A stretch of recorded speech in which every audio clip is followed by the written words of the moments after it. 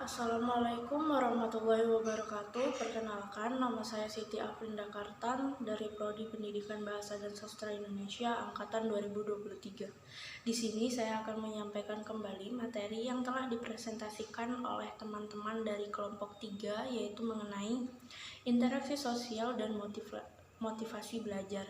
Di sini kita mempunyai beberapa poin yang akan kita bahas secara ringkas. Dimulai dari poin A, yaitu pengertian interaksi sosial.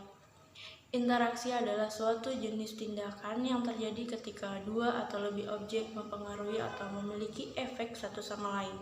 Interaksi merupakan berbagai hubungan sosial yang berkaitan dengan hubungan antar individu dengan kelompok, serta kelompok dengan kelompok.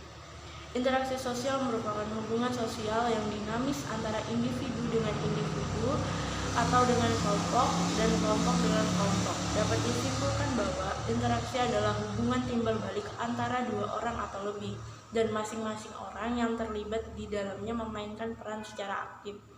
Dalam interaksi juga lebih dari sekedar terjadi hubungan antara pihak-pihak yang terlibat, melainkan terjadi saling mempengaruhi. Kita sekarang masuk di poin yang B, yaitu interaksi pengajar dan peserta didik. Interaksi guru dan siswa di sekolah menjadi salah satu faktor penting dalam kesuksesan pembelajaran mencapai target atau tujuan yang ditetapkan. Dalam proses belajar mengajar sebagai sebuah sistem interaksi, maka terdapat komponen-komponen yang menjadi syarat terjadinya interaksi di sekolah. Apa saja? Yaitu yang pertama, tujuan instruksional, yang kedua materi pembelajaran, yang ketiga metode dan alat dalam interaksi, yang keempat sarana dan prasarana, dan yang kelima adalah evaluasi. Tercapainya interaksi pembelajaran antara guru dengan siswa sangat tergantung pada bagaimana guru pintar mengorganisir komponen-komponen dalam interaksi pembelajaran tersebut. Selanjutnya, kita lanjut ke poin yang C, yaitu pengertian motivasi. Secara etimologi, kata motivasi berasal dari bahasa Inggris, yaitu motivation, yang artinya daya batin atau dorongan, sehingga pengertian motivasi adalah segala sesuatu yang mendorong atau menggerakkan seseorang untuk bertindak melakukan sesuatu dengan tujuan tertentu. Adapun beberapa pengertian menurut para ahli seperti Weiner yang dikutip Elliot et al. Pengertian motivasi adalah kondisi internal yang membangkitkan seseorang untuk bertindak, mendorong individu mencapai tujuan tertentu, dan membuat individu tetap tertarik dalam kegiatan tertentu. Yang kedua dari A. Anwar Prabu Mangkunegara, definisi motivasi adalah suatu kondisi yang berpengaruh, membangkitkan, mengarahkan, dan memelihara perilaku yang berhubungan dengan lingkungan kerja. Dari penjelasan di atas dapat disimpulkan bahwa motivasi merupakan suatu proses yang mendorong atau mempengaruhi seseorang untuk mendapatkan atau mencapai apa yang diinginkan, baik itu secara positif maupun negatif. Kita masuk di poin yang D, yaitu jenis dan sumber motivasi. Nah, yang di sini yang pertama itu ada jenis motivasi belajar.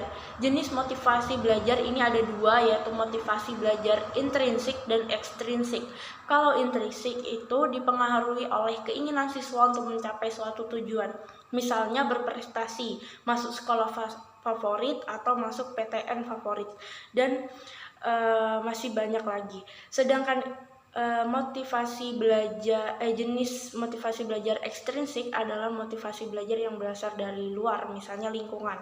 Misalnya mengikuti saran atau nasihat dari guru, mendapat surprise dari orang tua jika berprestasi di sekolah, dan masih banyak. Sumber motivasi belajar dilansir dari Psikologi Today, orang sering memiliki banyak motif untuk terlibat dalam suatu perilaku. Motivasi mungkin ekstrinsik, di mana seseorang terinspirasi oleh kekuatan luar orang lain atau imbalan. Motivasi juga bisa bersifat intrinsik, di mana inspirasi datang dari dalam atau keinginan untuk meningkatkan diri pada aktivitas tertentu. Di poin E kita ada peran motivasi dalam belajar dan pembelajaran. Adapun peranan motivasi dalam pembelajaran adalah sebagai berikut. Yang pertama, peran motivasi sebagai motor penggerak atau pendorong kegiatan pembelajaran. Yang kedua, peran motivasi memperjelas tujuan pembelajaran. Dan yang ketiga, peran motivasi menyeleksi arah pembuatan pembuatan. Di sini motivasi dapat berperan menyeleksi arah pembuatan bagi siswa, apa yang harus dikerjakan guna mencapai tujuan. Dan poin F itu ada unsur-unsur yang mempengaruhi motivasi belajar. Apa saja? Itu ada 5. Yang pertama, cita-cita atau aspirasi siswa. Yang kedua, kemampuan siswa. Yang ketiga, kondisi siswa. Yang keempat, kondisi lingkungan siswa. Dan yang kelima, unsur-unsur dinamis dalam belajar dan pembelajaran. Dan poin terakhir yaitu G, upaya-upaya memotivasi dalam belajar. Ada 6 cara meningkatkan motivasi belajar pada siswa. Yang pertama, pilih metode belajar yang tepat. Guru harus bisa memilih metode yang digunakan untuk meningkatkan motivasi belajar siswa. Yang kedua, memaksimalkan fasilitas pembelajaran. Motivasi belajar siswa juga dapat ditingkatkan dengan memaksimalkan fasilitas pembelajaran. Yang ketiga, memanfaatkan media belajar. Saat ini media belajar sudah semakin beragam. Selain buku, siswa dapat mencari informasi dan ilmu pengetahuan melalui internet. Di internet pun tersedia banyak media belajar, mulai dari bacaan, audio, hingga video belajar. Yang keempat, meningkatkan kualitas guru. Cara meningkatkan motivasi belajar siswa juga dapat dilakukan dengan meningkatkan kualitas guru terlebih dahulu, sebab guru adalah sosok penting dalam kegiatan belajar mengajar di sekolah. Poin yang kelima yaitu evaluasi pembelajaran. Jika siswa dirasa belum memiliki motivasi belajar yang tinggi, guru perlu melakukan evaluasi pembelajaran.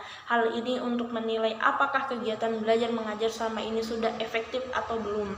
Dan yang terakhir, poin yang keenam, ciptakan suasana belajar yang menyenangkan. Motivasi belajar siswa juga dapat ditingkatkan dengan menciptakan suasana belajar yang menyenangkan. Misalnya, guru memberi pujian kepada siswa yang dapat menjawab pertanyaan.